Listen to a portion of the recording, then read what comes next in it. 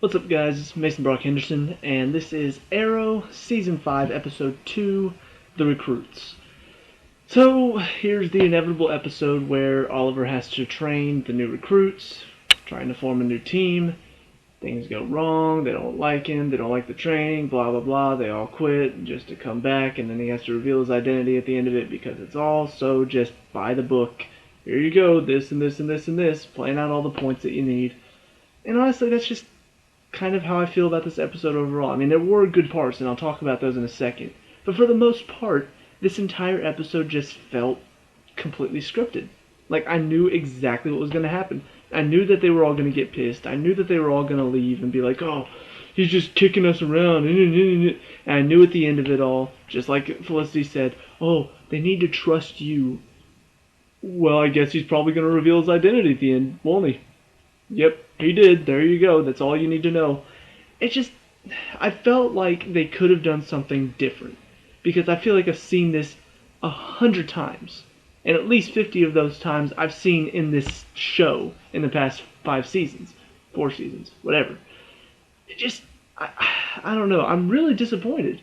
Because as I'm going into this episode, I'm thinking, okay, so here's where we try to train the new team.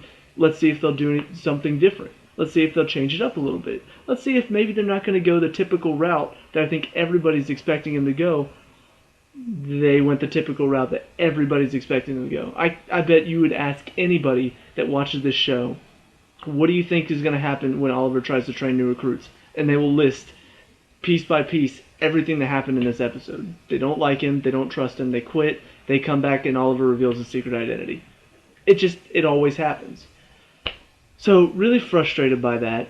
However, there were some good points in this episode that I think it's getting back to what Arrow used to be in the first couple seasons. The action was always good. And even though there was some stupid stuff in the overall story in the first 2 seasons, there were moments in the side stories. There were little bits of story that were just like, oh, that's really good.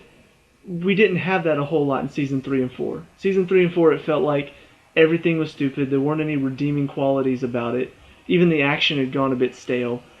So, what's redeeming about this episode? Well, first of all, you've got Oliver working with this company to try to make the hospitals better, which will help improve the city.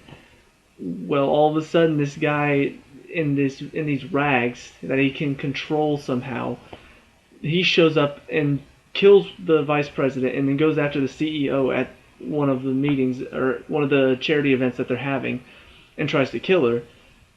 And so it's just like, well, who is this guy? After they find out that the CEO's been working with, what's his name? Church.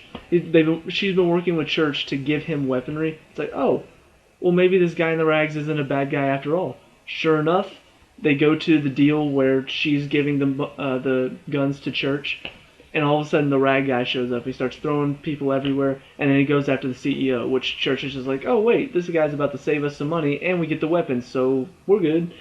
And we find out that apparently the missile that blew up that one city in the last season, that Damien Dark sent all the missiles out and was going to hit one, it came from this CEO's company or whatever, something along those lines. So that's why he's attacking them. Well, Green Arrow shows up, takes out all of Church's guys, goes after Church. Church takes him down and is about to kill him.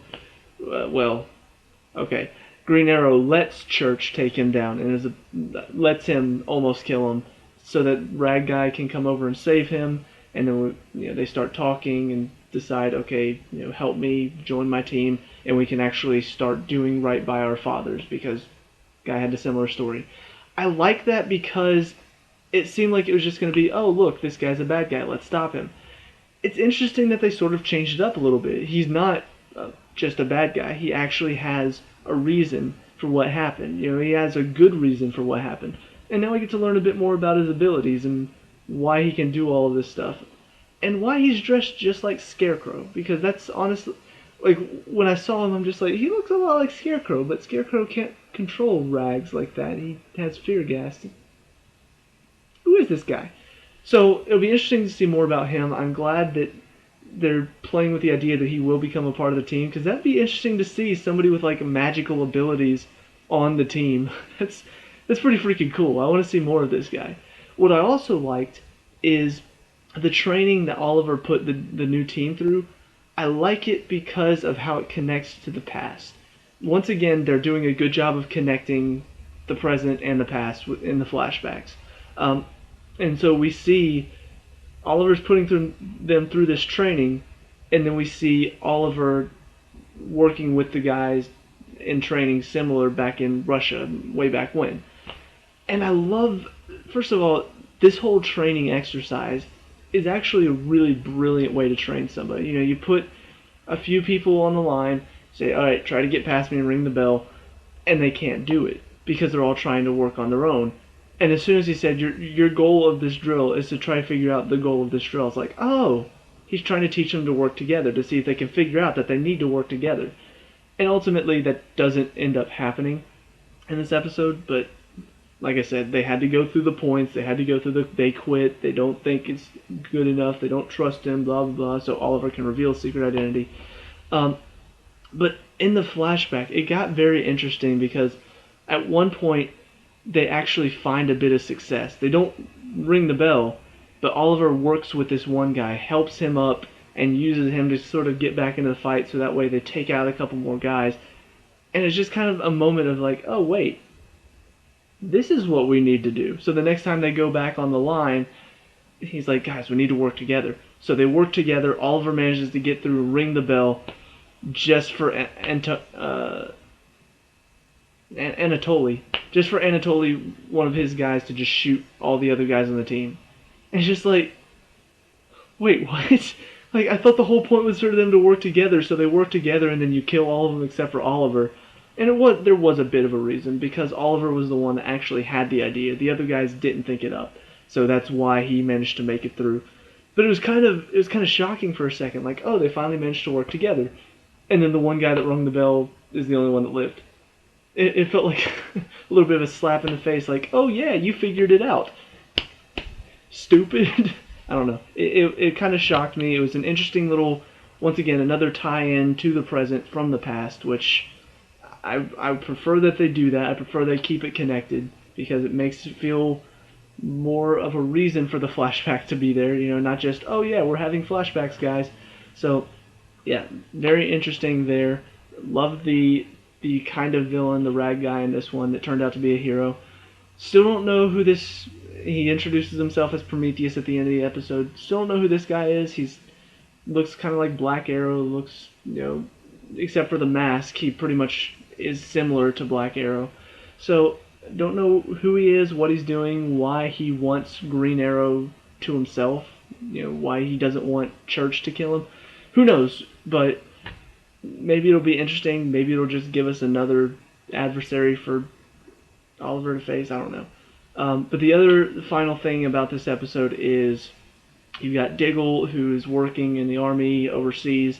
He gets a mission to go get some weaponry, and then, you know, works with this one guy. At the end of it, it turns out that his chief actually wanted the weaponry to themselves, so he framed Diggle to make it look like he's the one that, you know, tried to take the weaponry, and he's the one that killed the soldier that was under his command, which actually was kind of in a sad scene because they have a little moment earlier on in the episode, kind of a cliche moment that I've seen before, the whole, oh, sir, I'm scared, I don't know if I can do this, and Diggle kind of gives him a pep talk. I've seen that before, but it kind of makes it sad when at the end of the episode he gets captured and he's just like, oh, well, now they got to figure out a way out to get, and then he gets shot and killed. I'm like, oh, well, that sucks. Like, I feel bad for Diggle now. Now that guy died right in front of him. He feels bad, and now he's being framed for it. That sucks even worse. So I don't know what's going on there. I guess it's just kind of a way for us to keep track of what's going on with Diggle, because I'm assuming he'll be coming back at some point. But yeah, I really don't know what's going on, why all that stuff is going on there. And it is a bit distracting because we're in Star City, we're watching what's going on there, and then all of a sudden we're over here with Diggle. It's just like, when did that happen? It just sort of came out of nowhere. So, but it wasn't bad. It didn't fit in as well with the rest of the episode.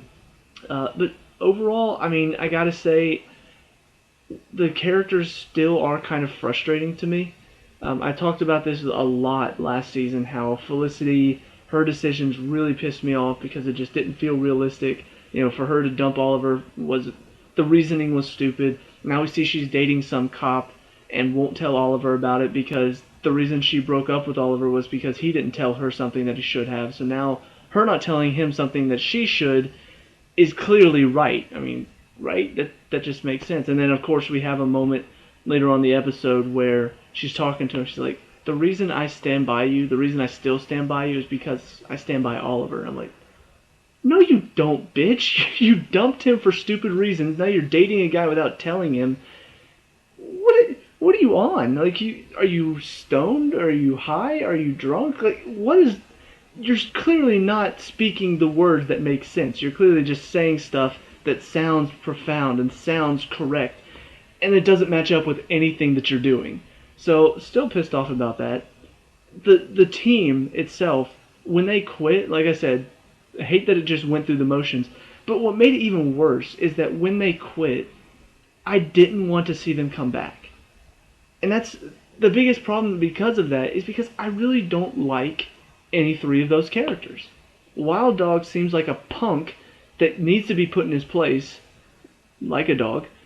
Evelyn just sounds like a whiny little brat, and Curtis has become a lot more annoying recently.